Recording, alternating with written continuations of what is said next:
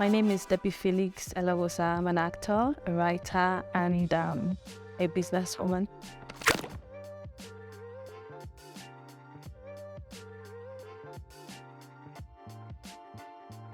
2016, actually. Late 2016. Well, I've always loved mimicking people. I've always wanted to know what it feels like to be other people, to be another person. So that was what got my interest in acting.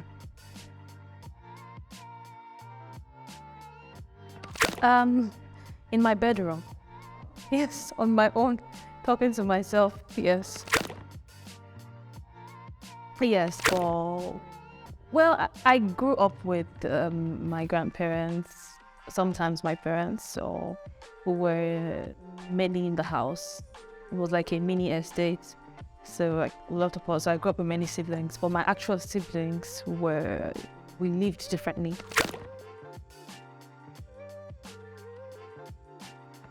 It is selective extrovert. So far, I would say my most challenging role.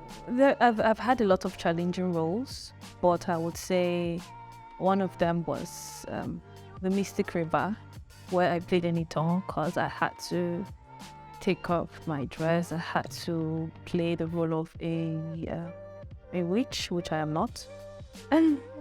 So it was challenging. It was a bit challenging for me.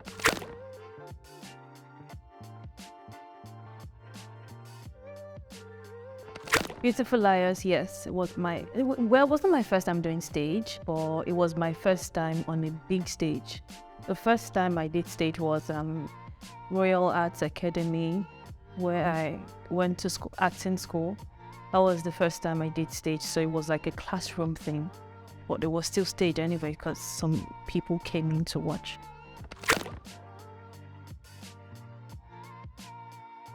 Yes, the only thing they have in common is your acting. But I would say being a screen actor and being a stage actor are two different things.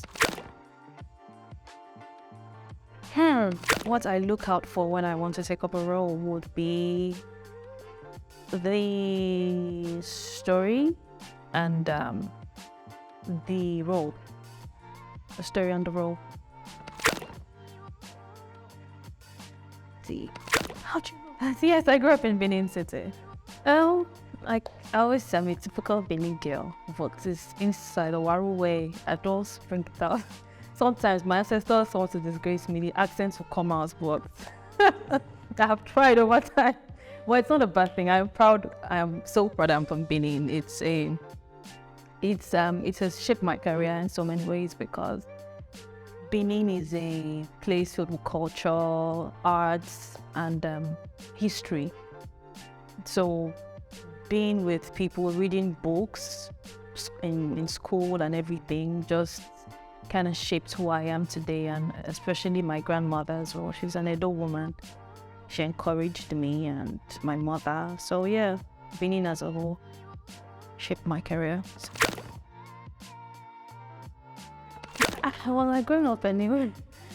Growing up in Benin, Well, like I said, I grew up with so many cousins, uncle, this, that, aunties, grandpa, grandma. Grandpa was like the king of the place. Grandma was like, they were both very strict that you would think you were adopted. But I grew up in a street in Benin City, Alawudaro Street, which my grandpa actually named Alawudaro Street. So it means we're going forward.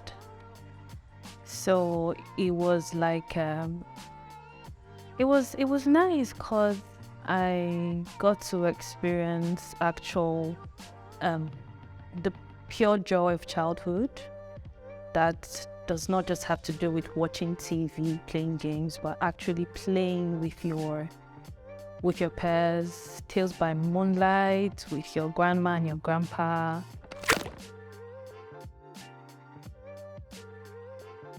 Well, my father wanted me to become a petroleum engineer growing up. and I wanted to become a petroleum or a chemical engineer. But when I got to school, I realized that I failed all science subjects, and I passed all art subjects. My father died early anyway, so I know he would have forced me into science class. So I was advised to go to art class. I did not know I was going to be an actor as a child, but I knew that I enjoyed acting in my solitude. I enjoyed talking to myself a lot.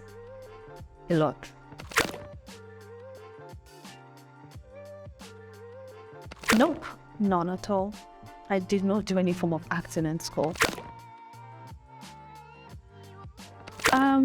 Well, after Caleb University, I knew I wanted to become an actor. While I was in Caleb University, I knew I wanted to become an actor. So me going to class, I was like, can't wait to be done. Let me just enter TV. And I stumbled on Royal Arts Academy. I've always been a big fan of Auntie MME song, a huge fan, and her films, been following them, Reloaded, Knocking on Heaven's Door. I always wanted it to be me one day. So I discovered that she had a school, Royal Arts Academy.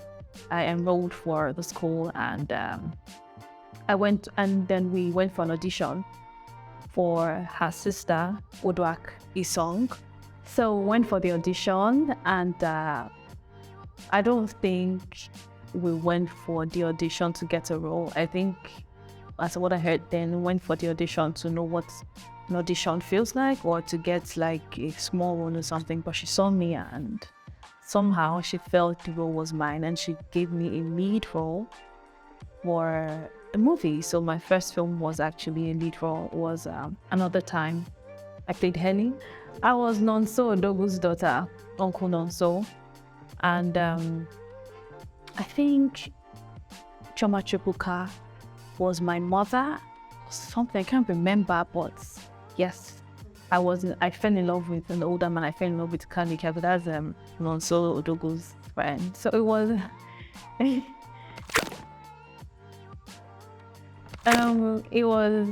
it was very difficult. I think that was very challenging for me as well, because it was my first time acting. I remember Sukomi Adebayo directed the movie. So I remember when they told me to cry for a scene, I just went the person was like, cut, what are you doing? I have to actually see tears. And I was like, tears, how, from where? It's not possible. And they said, you want to act, Abby? I want to see tears. I just sat there. What am I going to do? And I thought about my dad, and I started to cry.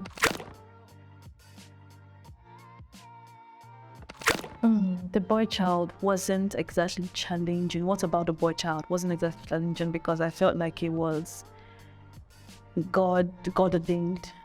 Everything from day one to the last, it was God ordained, and God wanted it to be. For me, I call it the God's project, not my project. It's a very long story, so and I call it a grace story as well. So I don't want to have to go in. I don't want to go into so much details, but it's a grace story and a grace project. When I was really young, I started writing stories, and also because I could not really express myself in words, and I am actually writing a book, so I'm going to tell a lot of stories. I used to stutter. It used to be bad. My first time, I've never said it before. I don't know why I'm saying it. It used to be very bad. Like, the ones that before you talk, you hit table, stand up. I used to stutter. So, can you imagine me a stutterer acting? Doesn't make any sense, right? So I used to write a lot because I could not express myself in words. So write stories, write how I feel. When you hurt me, I go to a book and write it.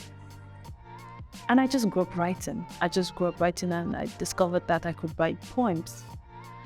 I can write scripts, but no. Script writers are actually very talented. I don't know how they construct it. That's not me, but I would rather be a freelance writer. When you buy my book and it comes out, you will find out how I can stutter it. I'm still working on a name, but I don't know. But it's centered around my grandmother.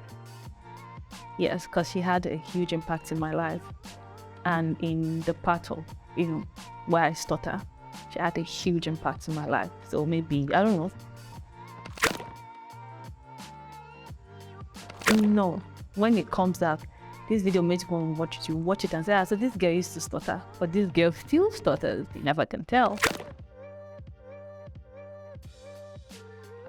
No, not really. Just anything, any genre.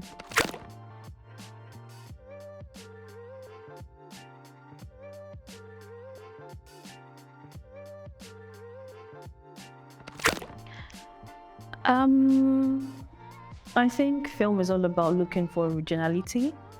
So I wouldn't really say well, if it concerns the story, if it affects the story, yes. But I mean, it's film.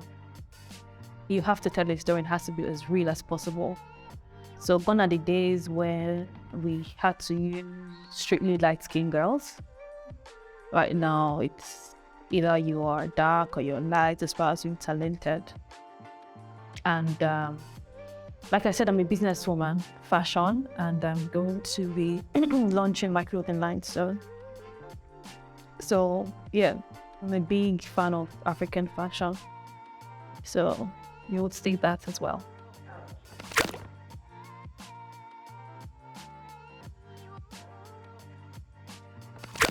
Nudity in Nollywood. In real life, I don't understand. Won't you go naked?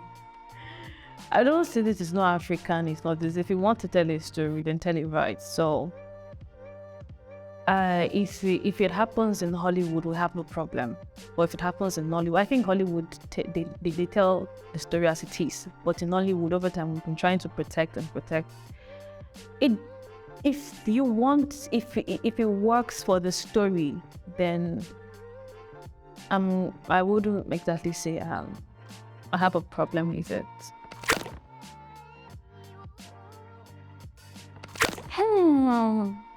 Well, it was the film, I think the very first film I did with Auntie MMA song, where I was to act with, it wasn't a major role, but and seeing her, it was just on me. So I kept stuttering, I kept losing my lines.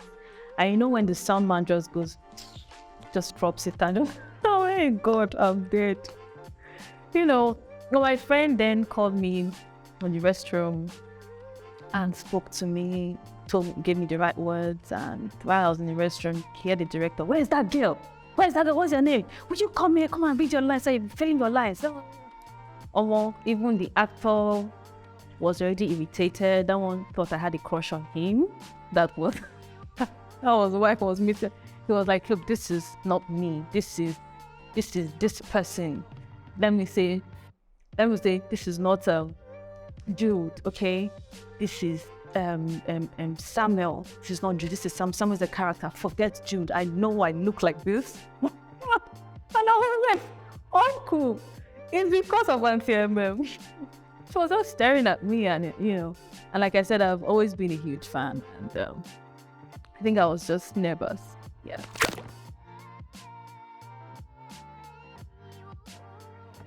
Every time I get a good script and the role worked for me, or I found the role challenging, it had always been very exciting. But a moment in my career was when I had to I think present an award on stage at the AMPCA. That's one of.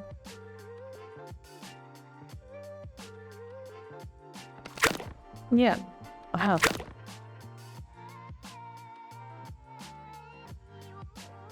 No, sometimes the script doesn't make sense to me. Sometimes. You don't just see yourself in that character, or the story doesn't have head or tail. I mean, you don't have to do it. It's not compulsory. That's me anyway. That's what I think.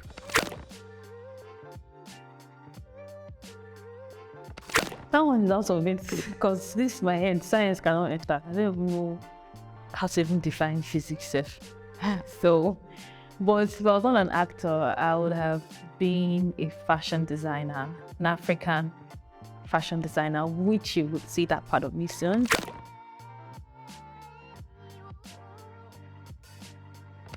I'm not a motivational speaker, so what I would tell an upcoming actor would be just keep pushing. When it's your time, it's your time. Don't force anything. You know, you can try, because sometimes they say you can force a door to open, it does not. Or sometimes you can get yourself injured while you're at it. So you should just try to push and just be yourself. Don't do anything outside what you would normally do because you want a role or because you want to be a star. Just wait for your time and keep pushing, keep working. Definitely, if you have the talent, the light will shine on you. Can you learn how to act? Learning how to act, I don't know. I don't think you can learn how to act. I think if you learn how to act, it means you actually knew how to act, or it was actually new, but you did not just know how to express it. Acting is a talent. It's like learning how to sing. If you learn how to sing, you will know the difference. But someone that learned how to sing and someone that's actually a born singer. So that's how I see acting.